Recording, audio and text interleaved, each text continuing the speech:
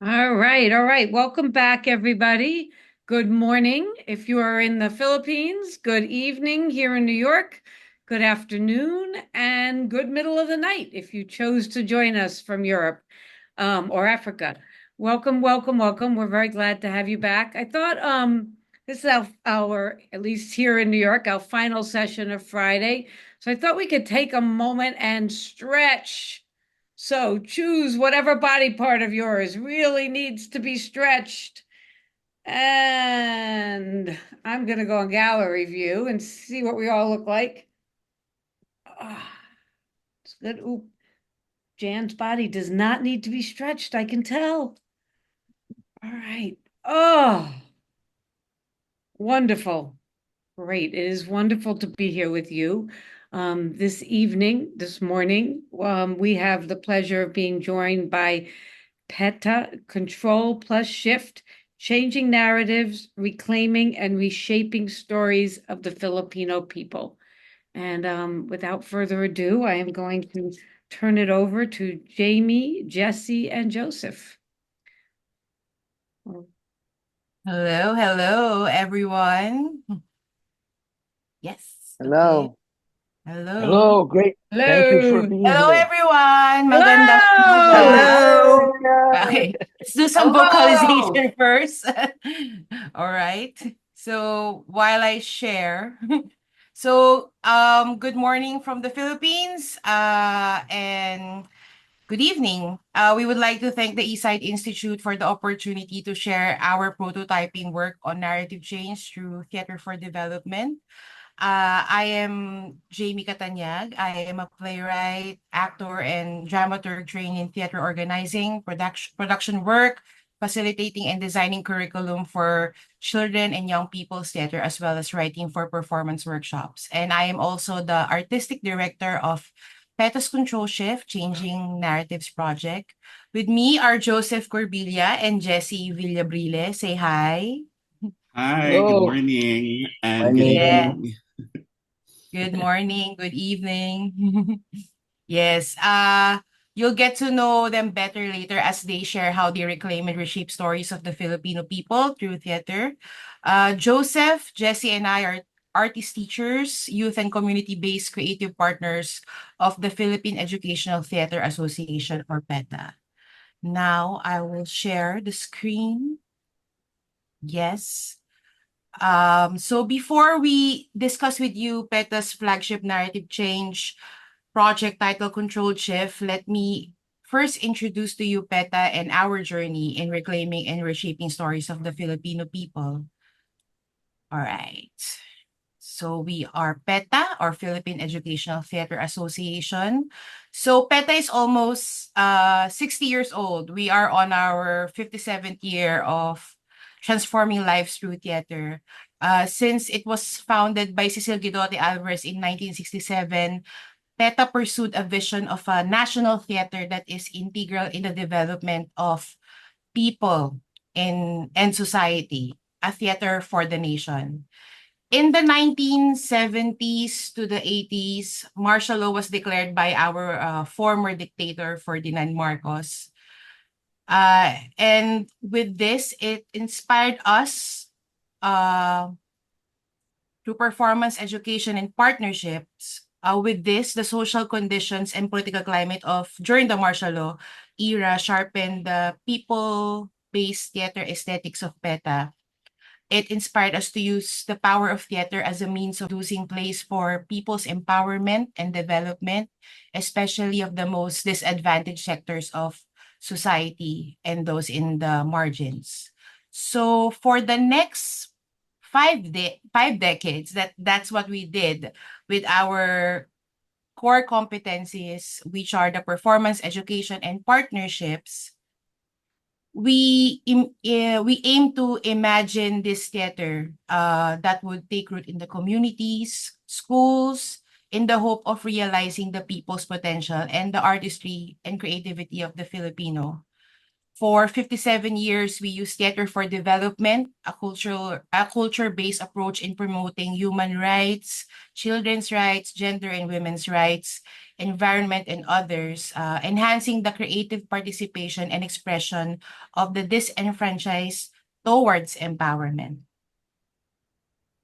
And with all this contribution in the Philippine arts and cultural work, education, and in nation building, PETA was given the Ramon Magsaysay Award in 2017. Ramon Magsaysay Awards is like a Nobel Prize counterpart in Asia. It was established to recognize those who have demonstrated the greatest of spirit in service to Asian people, regardless of race, gender, or religion.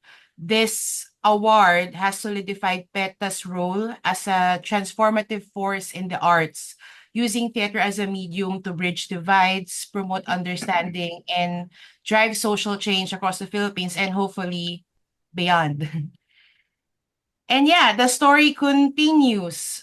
57 years later, after ousting the dictator through the collective strength of people power, after harnessing the arts to defend democracy and human spirits, after recently enduring an authoritarian rule of Duterte, and now with the son of the ousted dictator during the martial law in the 70s and 80s, no, who is once again in power as our president, PETA continues to stand at the forefront of challenging dominant narratives. And honestly, it's hard.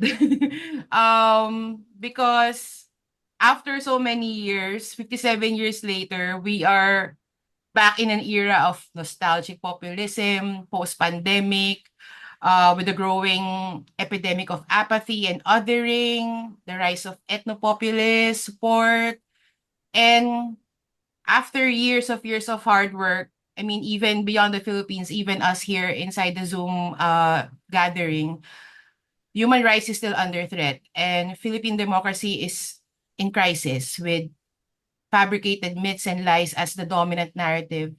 And it's not enough for Filipinos to be told with the plain truths ignored and forgotten.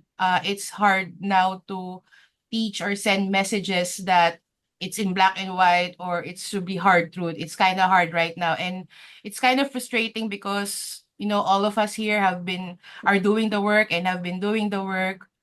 So to an almost 60-year-old organization like PETA, even though it's an old institution in a way, we still continue to search for new ways that to reach that theater for the nation vision. Or maybe what we need right now is be reminded again on the power of stories and theater in creating social impact. We came across with this Brett Davison, and he said that reality is socially constructed through narrative, and that in order to bring about change in the world, we need to pay attention to the ways in which this takes place. Recent years have shown that narratives determine our leaders and shape our lives. So now that it's a continuing narrative battle, we now ask the question, what role do we really play as Filipino people? And as power shifts, so must our stories. And with the theater as a cultural force, this era challenges us again to revisit, reinvestigate, reimagine our performance making, reshift attention to framing attitudes and messaging towards compelling narratives to reach out audience beyond our echo chambers, class, and social-political cultural standing. There is a need again for creatives, advocates to develop new stories and narratives that are more inclusive, context sensitive, and persuasive. We restart to ask again, how can we use theater for collective meaning making? How do we use theater to reclaim and reshape the stories of the Filipino people? There is a need to redirect our rights and change narratives, not just within the conceptual level, but towards stories that are more accessible and relatable to people in the communities. To harness the collective power of the people, to shift control over their narratives.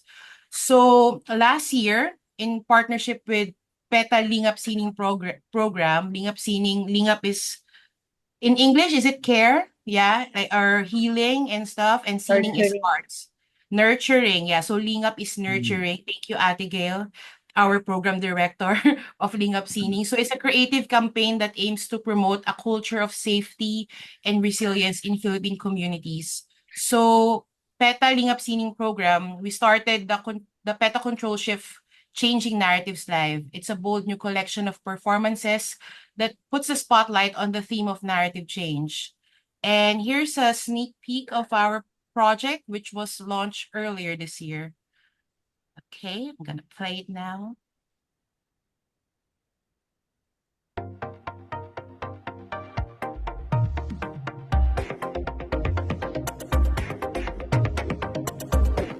Control Shift, Changing Narratives Life, collection of new works that puts a spotlight on the theme of narrative change. Stories, frames that turn into narratives possess great power. In partnership with Dakila, we also invite audience members na mag-participate po sa narrative journey gamit ang Control Shift Pass. Makakatulong po yung participation nyo sa aming research study para sa paglikha ng mas marami pang kwento na hahamon sa ating magtanong, mangusisa at lumahok sa mga isyu ng karapatang pantao at demokrasya.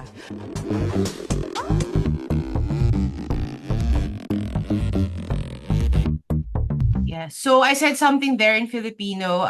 What I said was, aside from enjoying the place, in partnership with the organization Dakila, we invited our audience members to participate in the narrative journey using a Control Shift Pass. So instead of a post survey where they have paper and they write something, as you can see, it's like with mirrors, and then they write something on the papers or in like Mentimeters or like an online vote. We use that as a narrative research tool. It's an audience survey and research study about the narratives they watch from the performances. And the study also helped us to produce more stories that challenge us to question, explore, and engage in issues of rights and democracy. So in terms of gains of the project launch of Control Shift last January, we produced 10 plays, stage reading, device works from University of the Philippines, Los Baños, Umalohocan Incorporated. She will find out later. And also the community theater performance by Teatro Balagtas. Just in the performances in January, in PETA Theater Center alone, we have reached more than 2,000 audience members. We also trained 52 artist teachers on the narrative change approach, and 16 media partners featured articles and reviews as our media coverage. So after its launch in January, the Control Shift Narrative Change campaign of PETA also amplified the advocacies online and through social media. Online reach was 156,000 from our PETA Lingap Sining account. It engaged the Gen Z youth, both as an audience and as performers. It also reached a wider audience beyond the 2,000 through the in-person performances in schools and other communities, through the performance tours of Umalohocan Incorporated and Teatro Balagtas. And one of the community performance featured was Pilipinas Game Ka Na Ba of Umalohocan Incorporated. So here to present their stories and experience is Joseph Curbilla. Joseph, or you can call him Seth, is a student artist, cultural worker, and community organizer from the University of the Philippines, Los Baños, Laguna. He is known for his work in directing progressive plays and musicals that champion people's quest for freedom and democracy. Seth is currently the chairperson of Kulayan, an alliance of student artists advocating for people's culture and arts through grassroots organizing. Let's welcome Joseph or Seth as he shares with us the community performance entitled Pilipinas Game Ka Na Ba, or Philippines, Are You Game? Hi, Seth. Spotlight Hi, on Seth. hi, good day to everyone. I am Seth once again. I am a student. I am a college student from the University of the Philippines, Los Baños.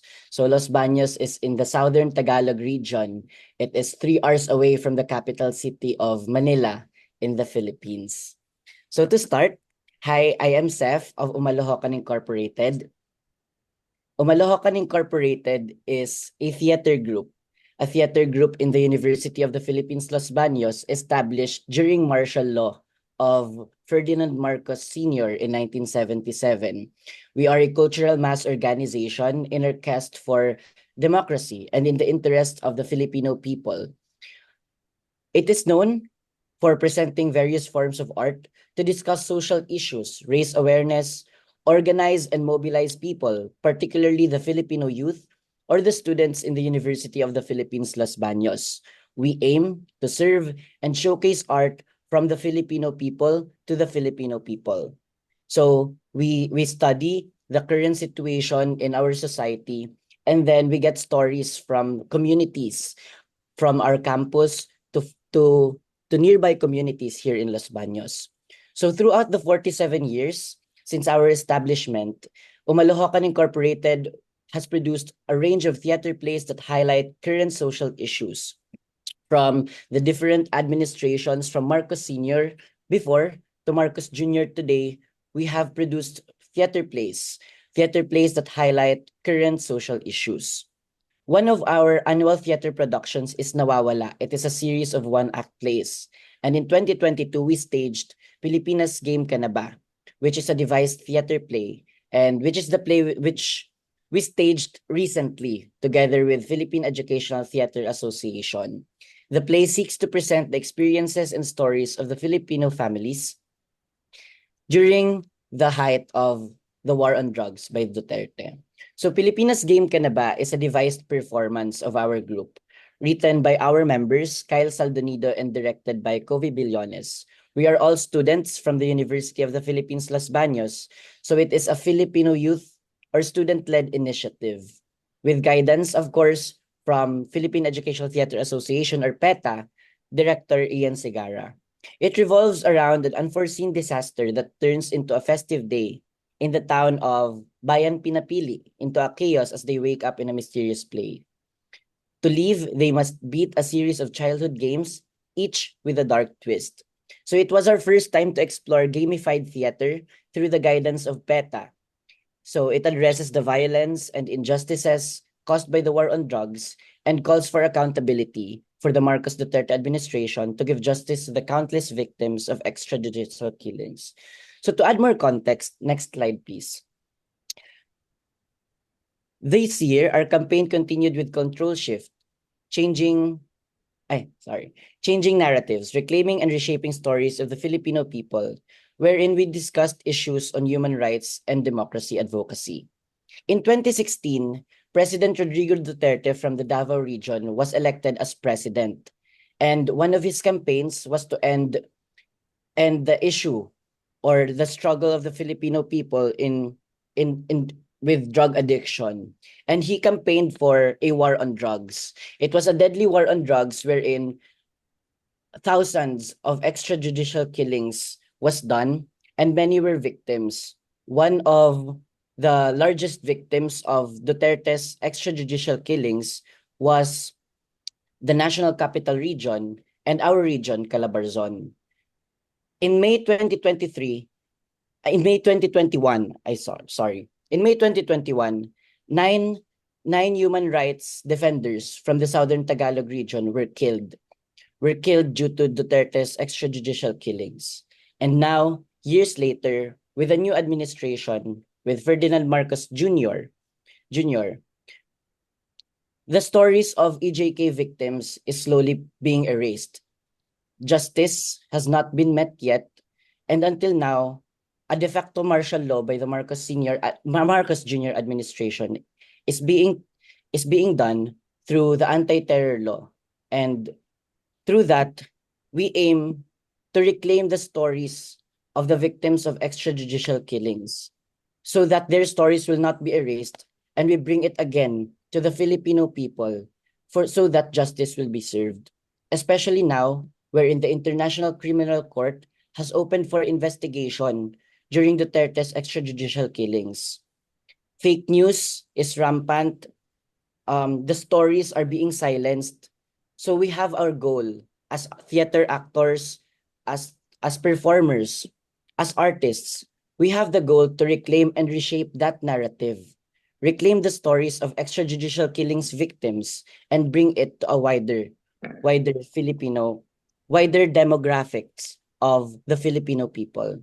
So in January 2024, Pilipinas Game Ka Na Ba, which tackles extrajudicial killings, was successfully staged at the PETA Theater Center, along with various performances that highlighted different advocacies and causes. With this, the campaign, together with PETA Lingap Sining, continued to bring the production to various communities. Our goal was to go outside our echo chambers. So, we staged it in Los Baños, Laguna, Manila, and Legazpi City, Albay. Next slide, please.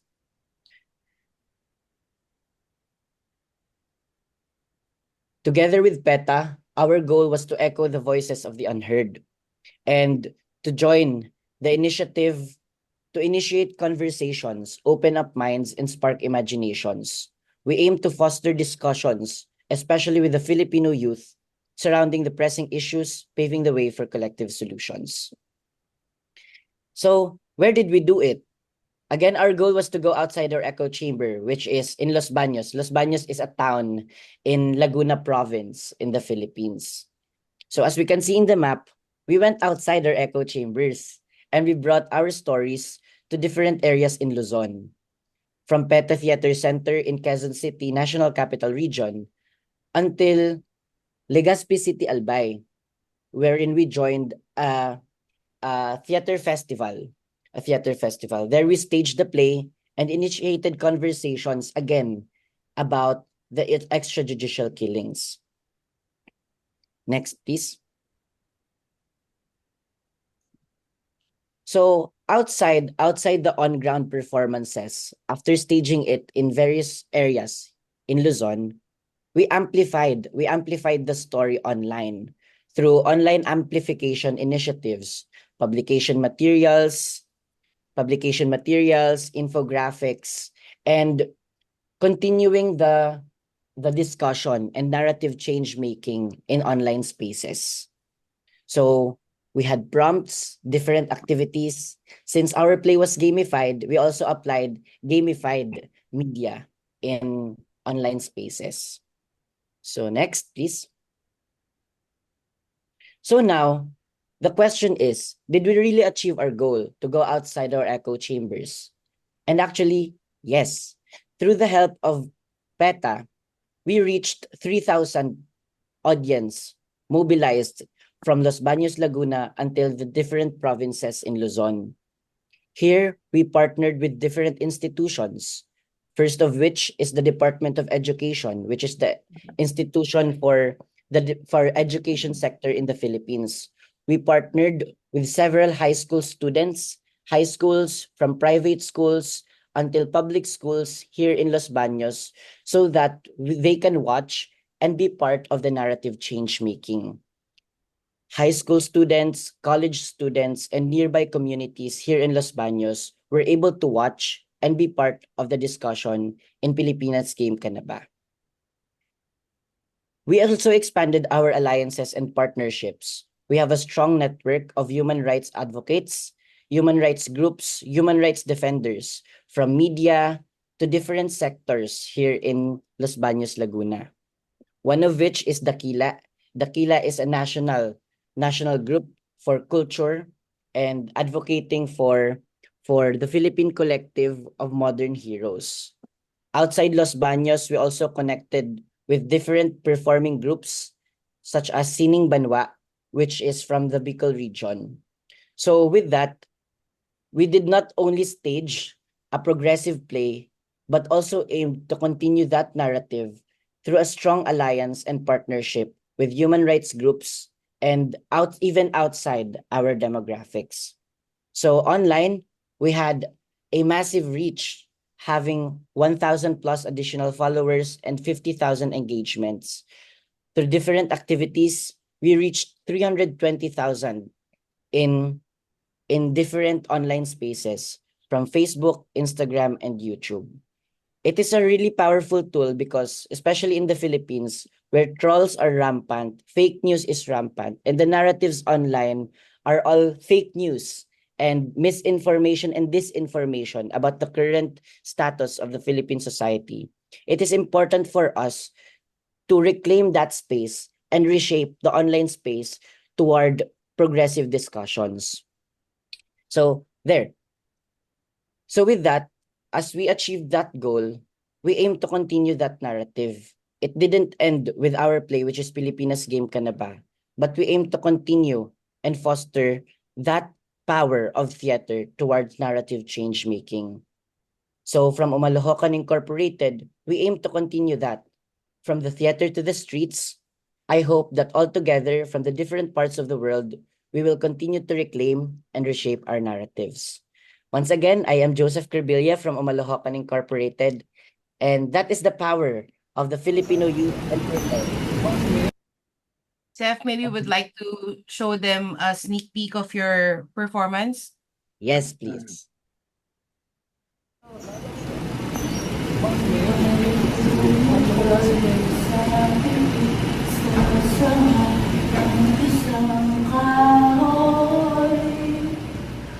At inahagip ng bato ang pakpak ng munting ibon. Mamang kay lumit, ang puso mo'y ninanabag. Pag pumanaw ang buhay namin, lahat ng pipit ay iiyak.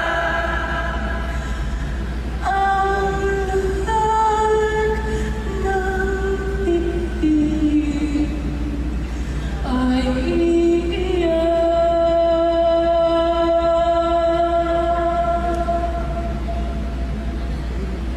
Laro tayo. Kasali naman kayo dito eh.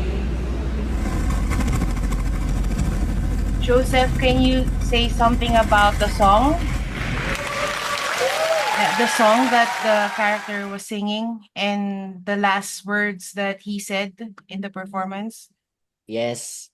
The main character, which was Pipoy, is a child whose family was a victim of extrajudicial killings. He was singing a song. Yes, he was singing a song which is called Ang Pipit, which is a folk song here in the Philippines. It talks about a bird who was caged, and that caged bird has been crying. So as it struggles for freedom and to have its own freedom from different pressures in the society, Pipoy, who is the main character, calls for the audience to be part of that game. We are not mere observers anymore, but we are part and participants in letting that caged bird free. So we are not there to observe the bird inside that cage, but to be part and to help each other in letting that bird free. So once again, that ends my performance, my presentation on Pilipinas Game Ka Na Ba from Umalohokan Incorporated. And to continue our presentation, let me introduce you to Jessie Villabrille of Teatro Balagtas. Jessie Villabrille is a master storyteller in narrative drama with a career shaping memorable shows in Philippine television and Philippine cinema. Outside of television and film, Jessie is the executive director of Teatro Balagtas, a community theater group based in Pandacan, Manila. Through this platform, he mentors young performers, staging plays, and musicals that tackle socio-political themes, reinforcing his commitment to storytelling that resonates with audience on a deeper level. They are another group from the Control Shift campaign. So he will be discussing about their community performance entry, last Control Shift 2024, titled Ang Kwento ni Babae or the Story of a Woman. Jessie? Hi, Seth. Thank you so much for that. What a wonderful presentation. Kudos to Umahulukan from Los Baños. Good day to everyone. My name is Jessie, and I'm from Teatro Balagtas. Teatro Balagtas actually started back in 2008 with a simple dream. Next slide, please. To use the talents of young people in our community to spark meaningful conversations and push for real change here in Pandacan, Manila. Right from the start, we believe that art can be a powerful tool to address the issues that matter most to us. One of our biggest battles was advocating for the relocation of Pandacan Oil Depot, which housed massive oil companies like Shell, Petron, and Caltex by Chevron. And alongside our founder, Sixto Carlos, we were among the first to stand up and say, this isn't safe. We wanted that Depot move to protect the people of Pandacan, Manila from the dangers it posed. In 2014, after years of advocacy, the Supreme Court agreed, ruling that the depot had no place in such densely populated area. This decision was a huge win, not just for us, but for community. And it proved that our voices can make a difference. Since then, Teatro Balagtas has kept going, using art and performance to raise awareness on different issues we believe in, all while sticking to our core belief in authentic humanism. Through our plays, we have tackled problems that hit close to home, but they also reflect bigger issues our country and even the world faces. Our goal has always been to tell different stories, stories that challenge, and stories that make us think about how we can make things better for everyone. Because our stories matter. Next slide, please. This is the very theme of our recent play in collaboration with PETA Lingap Sining, Ang Kwento ni Babae, or The Story of the Woman. The play revolves around a scriptwriter named Ricky, who is tasked with creating a script for mainstream sexy movie. To give you a sneak peek for our play, this is the short video.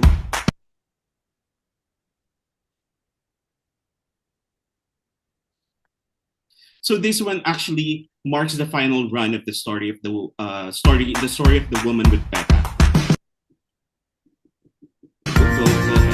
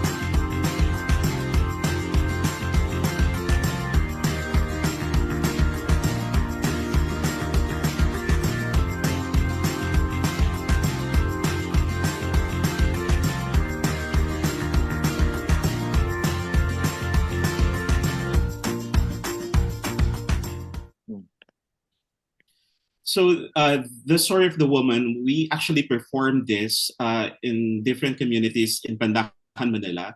And this video that you've seen actually marks the final run of the play with PETA Lingap Sining held in one of the universities in Manila, where we had the privilege of partnering with academic institutions. No, then to continue the story of the play, as Ricky, the writer, continues writing the story or the script for the film, he ends up crafting 3 different versions of his main character named Luwalhati. Each Luwalhati endures different forms of gender-based violence, yet her fate is controlled not only by the writer Ricky, but also by the audience. So this is a participatory kind of play wherein the audience has a say to what would be the plot or the twist would be for the story. So the audience has the pivotal role in shaping the story. Throughout the performance, the writer asks the audience to decide who will have his fate in key moments. For instance, in one scene, the audience is given three choices for how Luwalhati's husband should come home. Should he bring her flowers, a dagger to attack her, or come home drunk, swaying, and mad?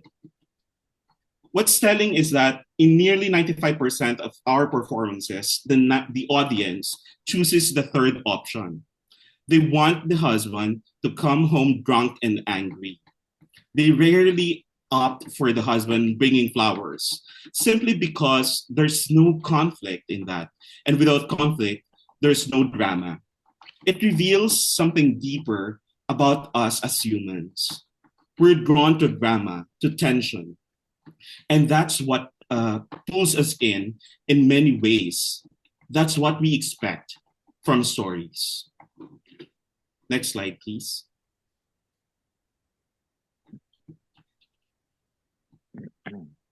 The problem is when conflict, especially violence, is treated as a necessary element to make stories more entertaining, we face a deeper issue. The violence becomes banal. It becomes so routine and normalized that we stop questioning it. And as this normalization seeps into our collective consciousness, it extends beyond just the characters in a play or a movie. It reflects a troubling reality where we too lose something essential. And it's not just the dramatic tension, but the very agency, both for the characters in the story we create and for ourselves in real life. Take, for example, the era of Rodrigo Duterte that has actually been discussed by Joseph a while ago. During his presidency, extrajudicial killings became rampant, and tragically, they were normalized to the point where victims were reduced to mere statistics, just collateral damage in his war on drugs. This allowed many to not only accept these killings, but also to glorify him, placing him on a pedestal as the embodiment of a real strong man. But as a scriptwriter, I encountered a dilemma. So I've embraced this kind of principle in storytelling, which is called the triangle of needs, wherein the characters, the writers, and the audience needs must be at least fulfilled or understood. So while working on Ang Kwento ni Babae, or the story of the woman, I found myself facing a profound problem. I couldn't help but wonder, am I truly the right person to give voice to these characters, to these women? I worried that my authority as the writer might overshadow the agency of my characters, reducing their voices to mere lines on a page. So to tackle this challenge, I realized I needed to strip away my personal biases and political beliefs regarding the issues explored in the play. I reached out to the actors portraying the characters, the three Luwalhatis, and even Ricky the writer, engaged in conversations with mothers, consulted feminist leaders, and connected with women friends and survivors of prostitution. Through these interactions, I aimed to set aside my own philosophies and allow their authentic stories to shape the play. So to make the storytelling process more participative and pluralistic in a way, I devised a plan to actively involve the audience, and the play's central theme revolves and becomes a triple struggle among the male writer, who is Ricky, the audience, and the three Luwalhatis. This led us to an essential question, which is, who truly has the right to tell the stories of these three women who represent countless others around the world? With that question, we came to a conclusion. that storytelling is an essential part of our human experience, allowing us to share our histories and forge meaningful connections with others. Our narratives have the power to illuminate truths, challenge societal norms, and amplify the voices of those who have been marginalized for too long. However, storytelling can also pave the way for totalitarian leaders or populist figures who manipulate narratives to reinforce existing power structures or distort the truth to gain or maintain control. Sharing your story doesn't require you to be a writer. It's about creating a space for dialogue and reflection. It's an opportunity to inspire action, provoke thought, and drive meaningful change. What really matters is that you share your own story and use it as a tool to protect the truth. Next slide. Because ultimately, whoever controls the narrative has the power. So that's my presentation and my insight to the whole experience for the Ang Kwento ni Babae, or the story of the woman with petaling of sinning. But the story of PETA's control shift program doesn't end here. And to talk about more what lies ahead, please welcome back J-mee Katanyeg. Like a talk show. Thank you, Jessie. Definitely what Jessie said, no? Those who control the narrative shape perceptions, dictate societal norms, and define whose voices are heard. But just because a story dominates doesn't mean it's the truth or the only version. So that's where narrative change and this whole control shift movement come in. And for us in the theater, it's the perfect space to challenge this dynamic based on the sharings of Joseph and Jessie. And by engaging community, schools, not just as an audience or spectators, but as main performers or as actors of change and imagination of a better story or a better world, no? So as the theater group here in the Philippines, we're not just sitting back, letting toxic, outdated stories shape our world. We're retelling them, calling out the harm they cause, and then flipping them completely, not just in the typical black and white way, but in a very colorful way, or maybe in a creative manner. So this is about a shift towards reimagining and transforming them into stories that spark real change, that reflect the world we actually want to live in. It's not just about changing the script a little, it's a full-on revolution of the narrative, just as Joseph and Jessie did with their performances. It's the revolution of the narrative to control the shift, to shift the power. And we do that by telling stories that push us to question, dream, and imagine. And that's what are we that's what we are going to continue to do next year in 2025. So building on the success of its narrative change project in 2024, we want to gather again different artists, creatives from communities, schools, and institutional partners to lead initiatives that will create again performances and stories that will shift toxic cultural narratives that exploit this year, Filipino values into stories that celebrate our resilience, community, and the inclusive future we are building together. This 2025, we're not just gonna do performances, we will also do forums, art exhibits, events, and even pilot a creative workshop on narrative change using the integrated theater arts approach in PETA. Hopefully, it is our hope that through this festival, we will be able to contribute in influencing our collaborators and audiences to be more mindful and critical in their choices that could shift the trajectory of our growth, and instilling in them a critical need to exercise and defend democracy and human rights, anchored on a deeper and upright understanding of our Filipino values. So we need you, everyone here, to make that shift happen because, yeah, power is in the narrative. We're here to empower the people to take control of the stories, rewrite it, and shift the game entirely. And the future, We're building it right here, one performance at a time. And it all begins with experimenting on a story, a frame, and a narrative. So maraming salamat po and thank you. Yes. Now, thank you so much for giving us the opportunity to share our work and to for listening to us. Now we have a few more minutes for questions or insights that you would like to share. You can raise your hand or put a question in the chat box. Yes, Dan. Hi. Well, first of all, I want to thank you for coming to Performing the World. It's a great honor to have PETA here. You're known all over the world by progressive artists and theater people, and for the work you've done for so many years. I do have a question, which is, I wanted to know what distinguishes the new plays that you're creating in the Control and Shift program from earlier progressive plays that you did. Yeah.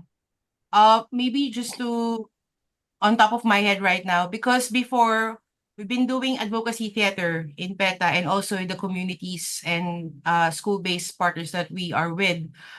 Maybe the difference is, yeah, maybe before we were doing advocacy work through music and a little comedy, but now we are more mindful that it should not be, how do I say this? Not too direct. Because sometimes when you say a message that is so direct, it sometimes, especially for the audience beyond our echo chambers, it tends to be othering instead of asking for solidarity. So we're now very mindful on the way that we handle stories, that it should be inclusive first, something to touch on something common. And then from there, we discuss the issues that might conflict or might have this tension. And then maybe through the performance and post-performance programs, we have some kind of a meeting place somewhere there, where at the end of the day, though we have different precedents or biases and stuff like that, we all want a better life and a better world. So maybe we could start from there so that we could reach our audiences and send our messages of change and betterment through our stories by starting with something that is common and sensitive for everyone. So I guess that's the difference in a way. We're more mindful on that so that it will be more inclusive and not othering, or you're too political, you're too social, no, you're too rah rah rah, you're something like that. And sometimes it offs the people, especially the masses. So we have to find creative ways. That's why instead of black and white, we do colorful ways on how to send these message, slowly shift the control. And yeah, it should be, the story should be about the people. Yeah, I guess that's the important thing, about the masses, not just a few influential ones. Yes. I hope I make sense. Thank you. Yes. Yes, Lois.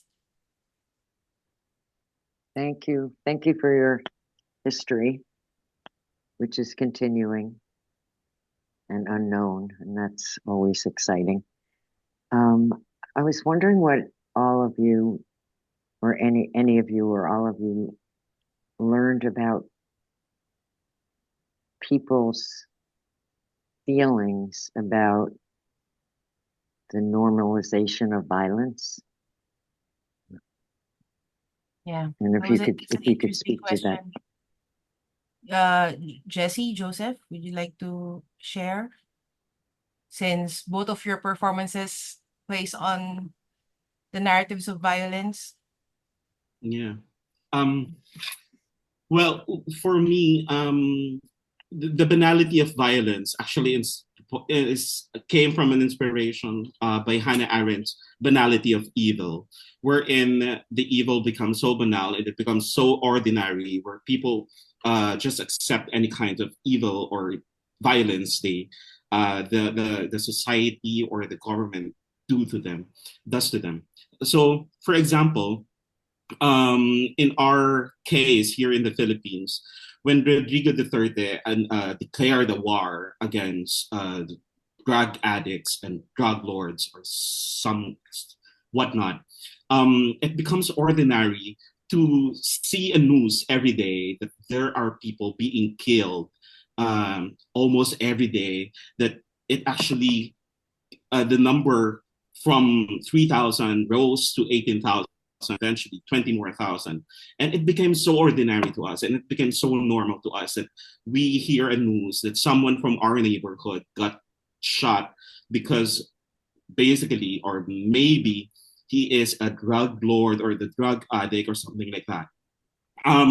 In the context of violence against women, it becomes ordinary now. Well, in our play, we discuss, and the people that we talk to, it becomes ordinary when a man hit a woman because, for example, the woman doesn't follow the rules in the home, wherein the the man is the king and the one who is providing to the whole family, something like that. So those kinds of violence becomes normal and ordinary in some cases of the world.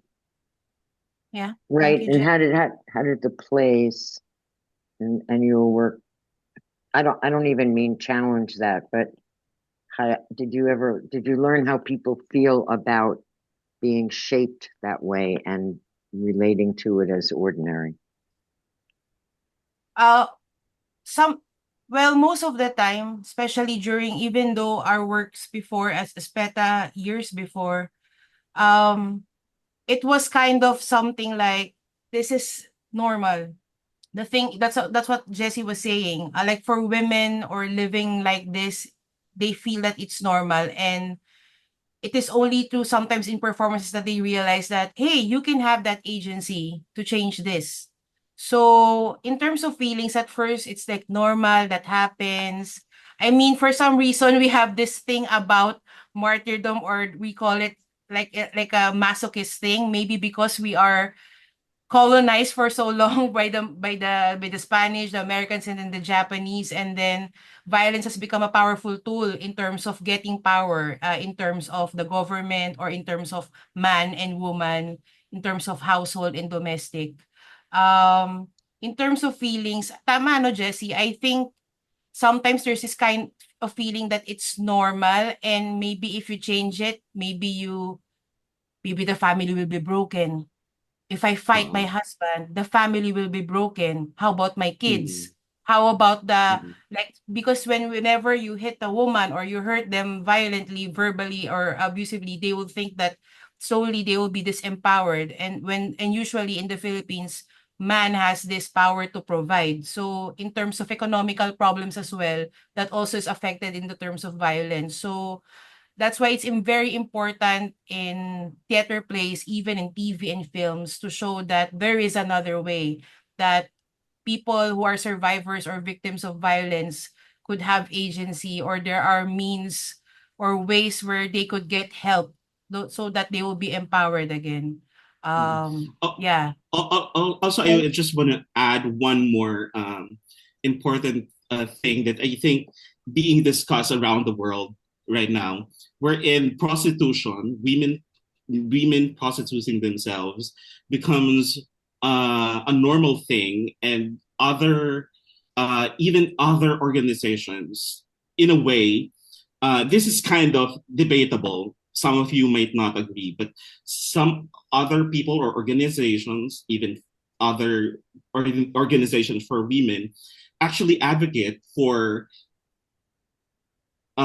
shifting the perspective of prostitution and making it like a sex work. But in reality, if you deep dive more on the concept of prostitution, it's actually a form of gender-based violence, wherein those people who can afford paying these women actually um, creating something monstrous to the life of these women. So that kind of normalcy is happening right now.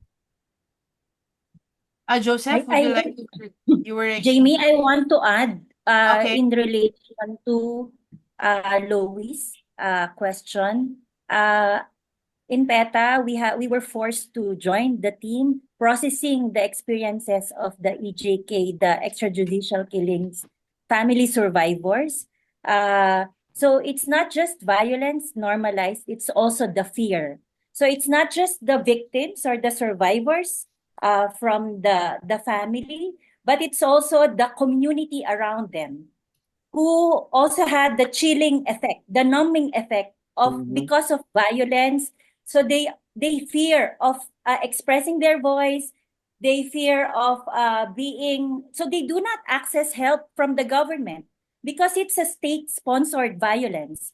So it's a lot of problems are now emerging from the young people, from the young orphans, from the extrajudicial killings because now they have they either seek for revenge or they have imploding. They are imploding, and their mental health is being challenged, like depression, anxiety, suicide attempts or suicide ideation. So that's how we also experience. So we are also like PETA and Mhm. me have been reaching out and using the arts for to also allow healing for these young people, especially the young people, because it's a more difficult situation. That's why the last statement of the orphan from the play of Filipinas Game Ka Na Ba?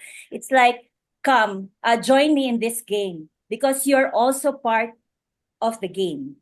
You're also part of normalizing the violence that also victimize us. So it can that's why the Mhm. question is like, as an audience, how do you help in shifting the narratives? Because in the end, it is the collateral. The young people becomes the young generations becomes the collateral damage. It creates an intergenerational trauma among the young people, the young generations, not just of the victims and family survivors, but also the young, even during Joseph, when we were discussing in the, after the play in the Talkback Forum, they were like, one of them also said, we were part of the, my father was killed from the EJK propaganda. So it's like he was also a victim of. He's also part of the orphans. He was able to relate with the story and to just not become a number in data from the extrajudicial killing, from the drug war killings, but also be, please share our stories because our stories are real. It should not be erased. So we're now the family survivors are trying to push a bill to also access support from the government after whatever has happened, and also trying to engage with the International Criminal Court so that those who are those who have been part of the Oplan, Tokhang, or the drug war killings has to answer for the for whatever for whatever case that has to be done. So that's it. You, Thank Abby. you. I'm Gail Billones from the Petalingap Sining also. Yes, she's the program director of PETA Lingap Sining. Thank you, Abigail. Joseph, would you like to add something? Yes. Yes, just a short anecdote or just a short story to add to what Ma'am Gail Ma'am Gail shared. So recently we visited a community, nearby community here in Los Baños around Cavite area. Just that's like 1 hour away from here. And we met with a child. He's 15 years old now, but he's a 15-year-old boy. But 6 years ago in 2018, he was just 9 years old when his father was killed due to extrajudicial killings.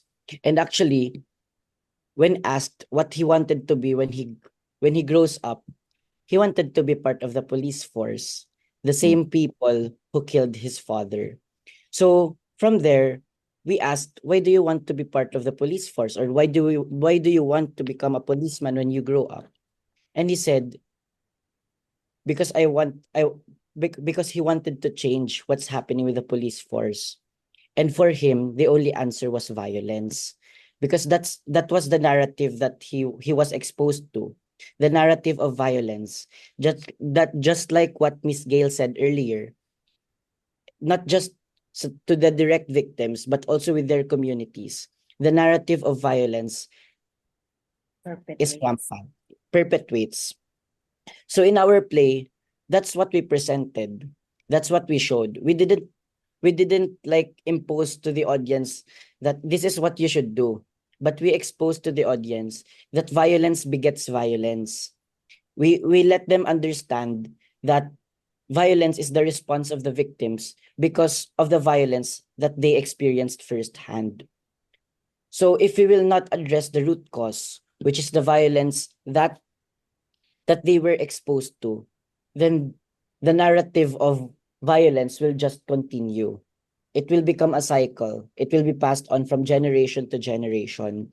So our call now is to end that culture, that narrative of violence, and we will end that by addressing its root cause, which is the state-sponsored violence, the attacks to the Filipino people, especially the masses, which is the poor, the 90% or 99% of the Filipino people who are victims of violence.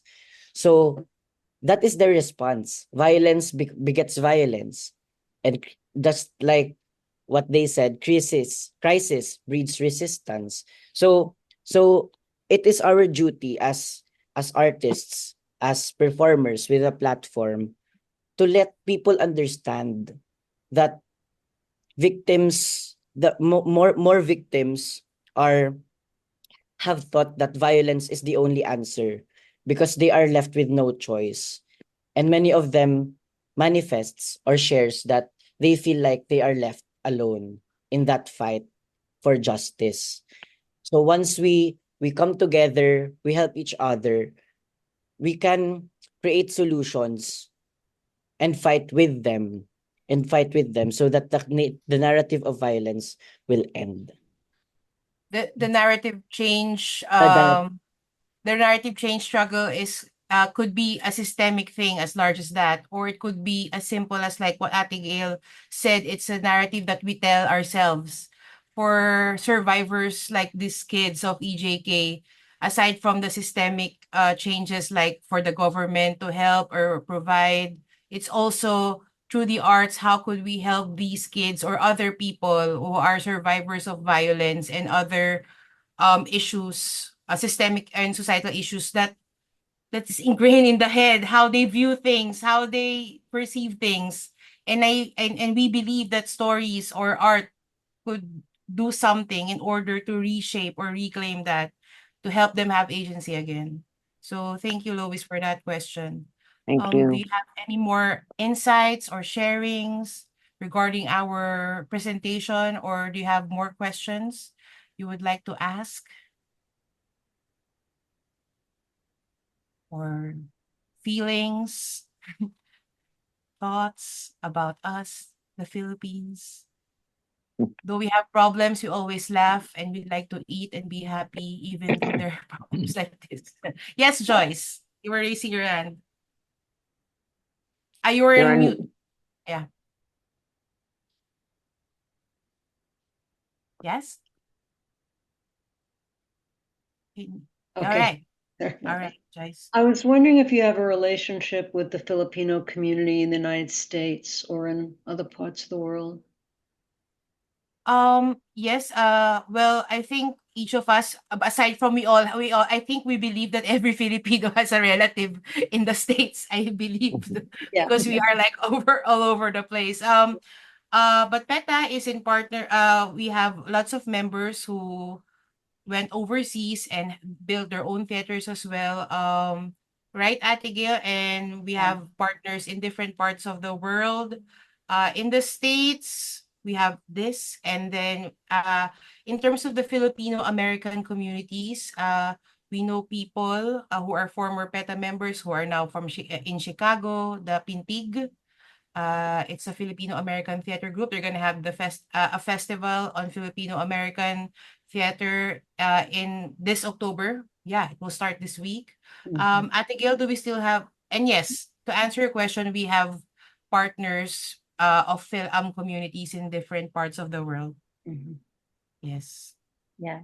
We also we get to work with Filipino Workers Center. One of the leaders is Malu Meravite, who's also a PETA member.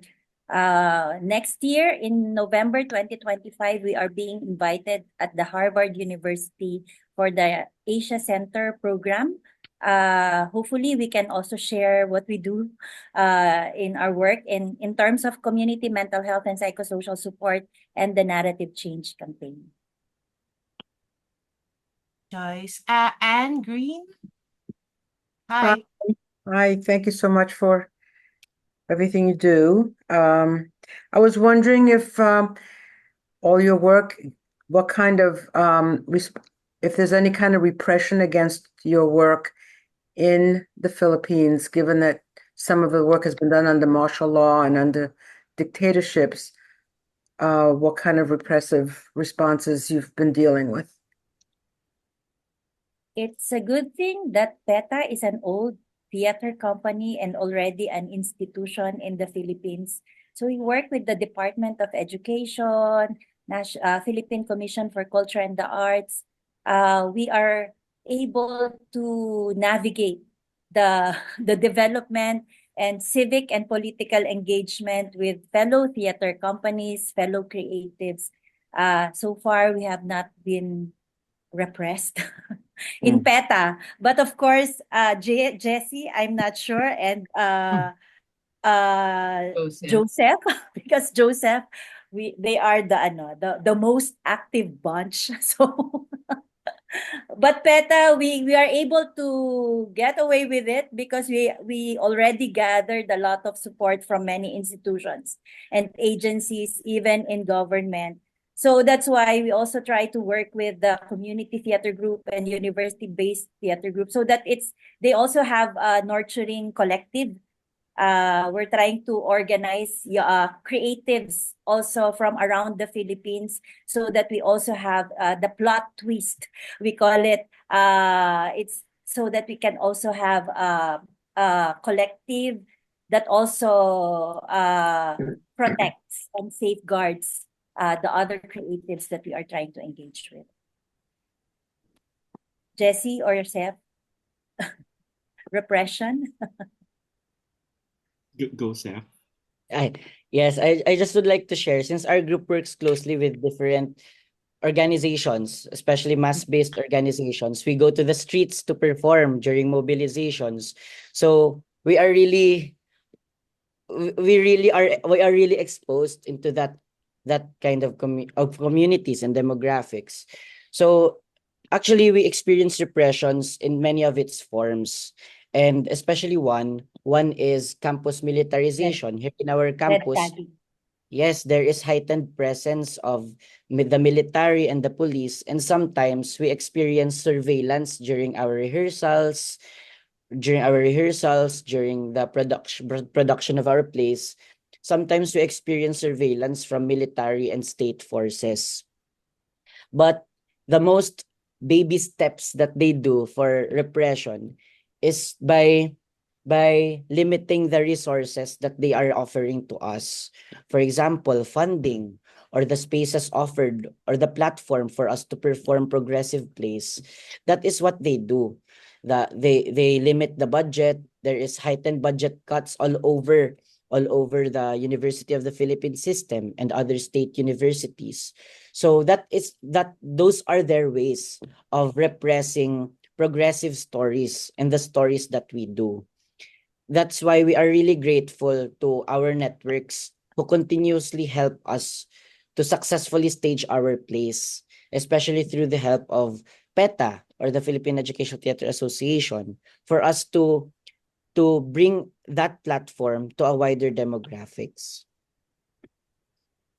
Do you have anything? In our case, maybe it's a mass repression, and so it's in a way, indirect repression in a form of denial of resources. As a community theater, it's very hard for us to get support from the local government, knowing that we always have something to say against the government. So those are that's one of the mass repression that we are experiencing.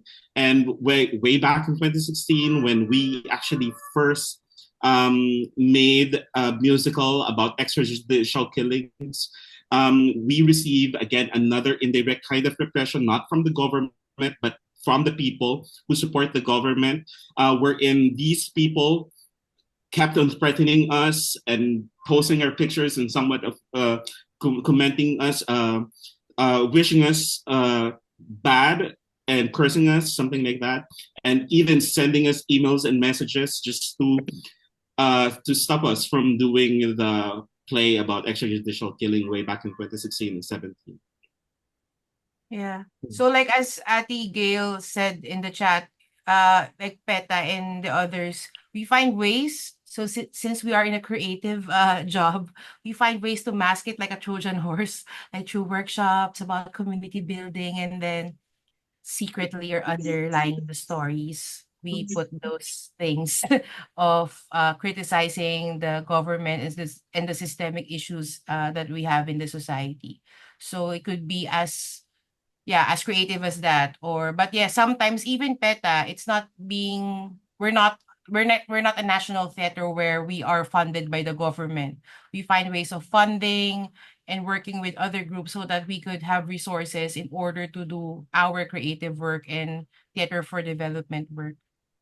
So thank you for that question. Alan, would you like to share something? Yeah, I applaud your resilience and your creativity and how to continue to move forward under the different circumstances.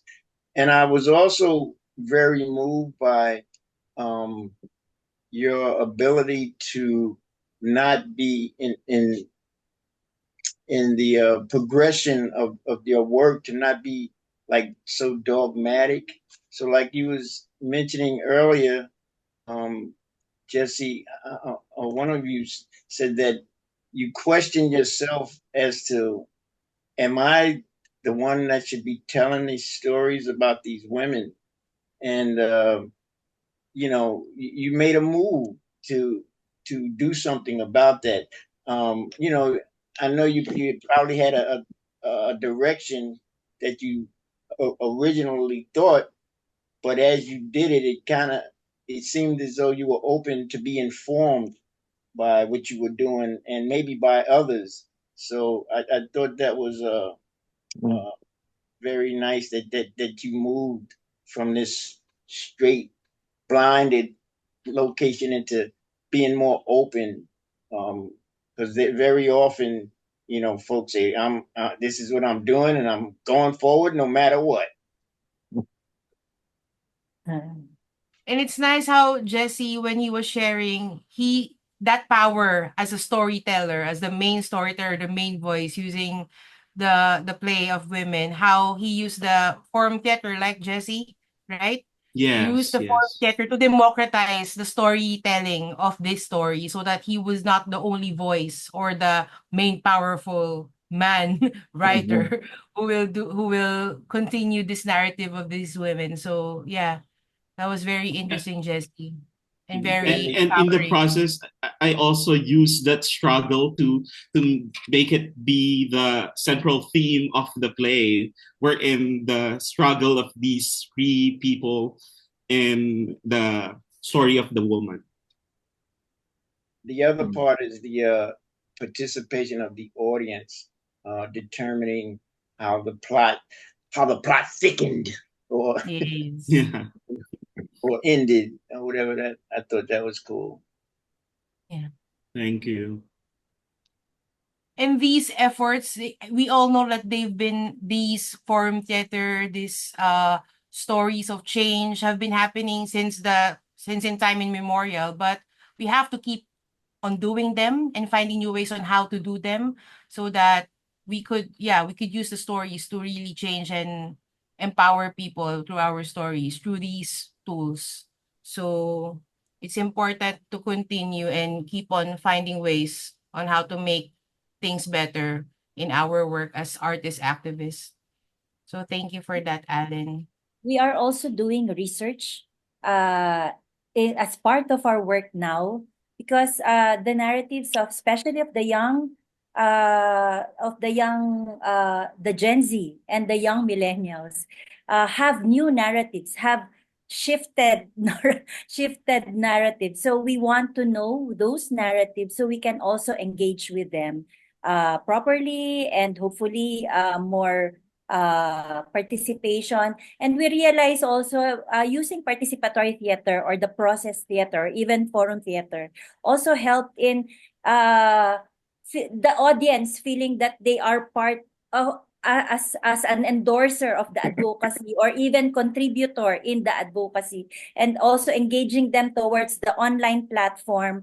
It becomes empowering for them, because they, even though it's just 5 minutes, like 5 minutes of fame, because maybe it's also a need for our young people to be part of something and have a sense of purpose and sense of belonging. So we are trying to do to also open our minds and have a reflective process, so that and do research with them, so that we know where we can direct the narratives that we want to develop, because eventually we have to at least choose a narrative that will resonate to many to more audiences. You, I think you, Raquel, maybe, Raquel, and then maybe a last sharing. Thank you, Raquel. Yes. Hi.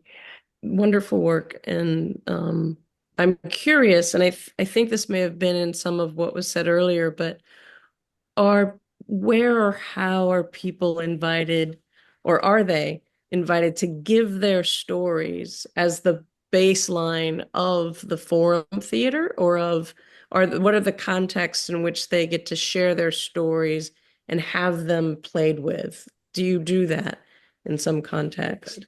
Yeah. Well, when we started this we started the preparation for the control shift laboratory last year, and first we asked our co-creative collaborators or artists that if they wanted to, what stories they could tell about the dominant narratives in the Philippines. And then aside from that, since PETA has a long partnership with different community theater groups and youth theater groups, we also reach out to them. From in the case of Joseph and Jessie, they already have this. They already started having these performances that tackles the dominant narratives that are toxic in the Philippines. And I guess to answer your question, it's more about going back to the grassroots and the theater groups in the communities and schools, and then survey what stories do they tell, and how PETA as an institution, you help them amplify their play so that it will reach to more audiences and more communities. So yeah. Thank you for that question. Maybe can we get a last sharing, if there will be any? I guess. Okay, none. All right. Oh, Alice, go. Hi, Alice. Hi. I was just thinking, I don't even know if this is so much of a question, but like there must be like an empowering of your audience members to be participating in your production. And if they come back over and over again, and if they get involved. Yes. I was wondering about that. Yeah. Yeah. That's the thing about this narrative change project. It's not just about performing plays or stories to empower them, but you really use the theater making, the event in itself, the post performance processing where they could speak or they could write stuff, to really even in not just the product but the process itself. it really empowers them that, okay, my voice is heard, I could say something, and I was empowered to create also. So that's the thing. We want them to be not only be empowered with their lives personally, but to be empowered to also create stories. So, and I think with the in partnership with the communities and with the youth-based theater groups, we hope that we empowered like Jessie and Joseph and their friends and their group and their organizational mates to continue doing the narrative change work. And to our audience who are also part of the process, well, there are some who would like to be part. Well, they were last year, they were just an audience, and now they are also interested and are also part of the 2025 control shift as creators, as volunteers, as research volunteers. So yes, it's for me as a person who's part of this project, not only it's very empowering to them, but it's also empowering to us who keeps doing the work, because sometimes it is frustrating, that there's no effect. But at the end of the day, when you see someone, just one, who kind of shift his or her perspective before watching the show and after watching the performance and being part of the project, I mean, sometimes it relieves you one way or another that, okay, slowly but surely there's change. There's shift in the power. Yeah, little by little, one story at a time. For 2025, Control Shift will be expanding. So we have open mic events. Some of the audience or even some of our young creatives also share their stories through these platforms. And we also try to amplify it online and because we have a big research that we did with we call our team plot twist, where we also have we also work with Dakila, an advertising group that did the research, and for zillennials, for our young millennials and Gen Z, and also covering C and D class. So we are trying to also share this, not just in, like now it's in Metro Manila, but we also try to reach in Luzon, Visayas, and engage young creatives in those areas, so they also create their own performances or own narrative change campaign. So we also try to do we hope to be able to organize narrative change workshops in universities and localities. So we are blessed to have a growing community of creatives that will hopefully bring the narrative change campaign, and also have allies and cultivating and caring community for this initiative. Hopefully up to the international level. Yes, Thank you maybe very in 1 or 2 much years for we do a allowing us. narrative change festival international version. Excellent. Not just only Filipino narratives. Salamat, and that's thank you in Filipino. Maraming salamat, everyone. Thank you. Thank you.